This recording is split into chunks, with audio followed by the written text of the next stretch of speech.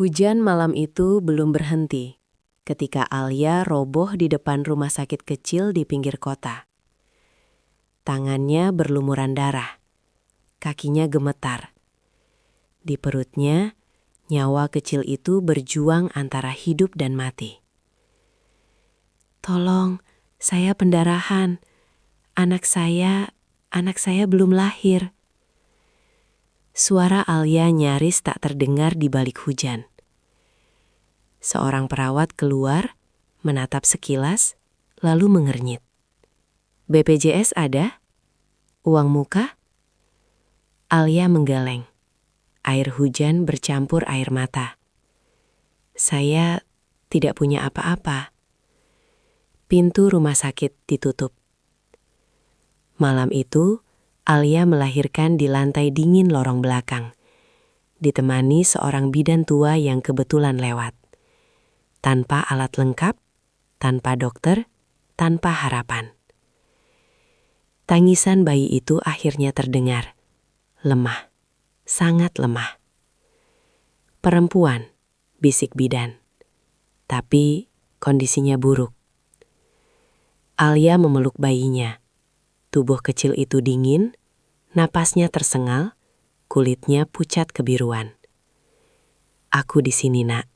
Ibu di sini." Alia menamai bayinya Aisyah. Nama yang indah untuk hidup yang tidak adil. Hari-hari berikutnya adalah neraka pelan-pelan. ASI Alia tidak keluar lancar karena kurang makan. Aisyah sering menangis sampai suaranya habis. Tubuhnya semakin kurus. Suatu pagi, Aisyah kejang di pelukan Alia.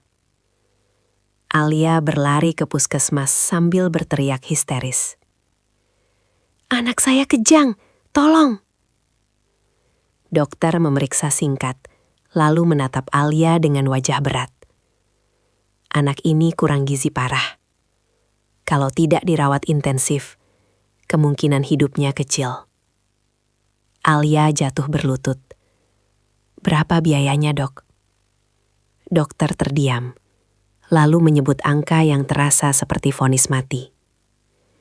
Alia keluar puskesmas sambil memeluk Aisyah yang makin lemah. Tak ada uang, tak ada keluarga, tak ada siapa-siapa. Alia menjual cincin kawin siri, satu-satunya bukti cintanya dulu. Harganya tak cukup. Ia menjual ponsel, tak cukup.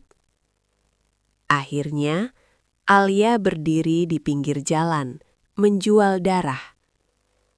Tubuhnya lemas setelah donor. Kepalanya pusing. Tapi, ia tersenyum melihat uang di tangannya. Ini cukup buat susu Aisyah. Malam itu, Alia pingsan saat menggendong bayinya. Tetangga berkata, "Anaknya bakal mati juga, percuma dirawat." Ibunya sendiri berkata, "Kalau mati, ya sudah, takdir." Kata-kata itu membunuh Alia pelan-pelan. Ia memeluk Aisyah sambil menangis tanpa suara. "Ibu mohon, kalau ibu yang mati, jangan kamu." Malam itu, Aisyah tidak menangis lagi. Napasnya semakin pelan, matanya setengah tertutup. Alia berteriak memanggil bantuan.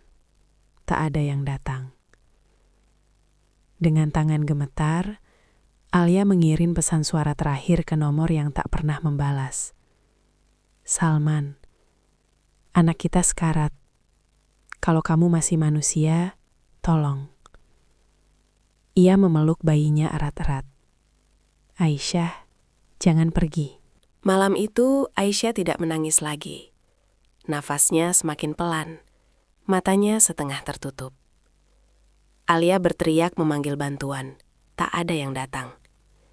Dengan tangan gemetar, Alia mengirim pesan suara terakhir ke nomor yang tak pernah membalas.